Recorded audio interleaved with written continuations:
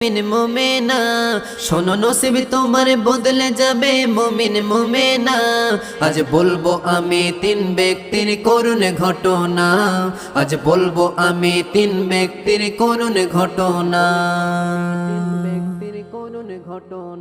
তিনজন হঠাৎ ব্যবসা তরে সফরে গেল রাস্তার মাঝে ঝড় বৃষ্টি নেমে যে এলো একটি গুহার ভিতর তারা আশ্রয় নিল ভিতর ঢুকে বিপদ তাদের সম্মুখে এলো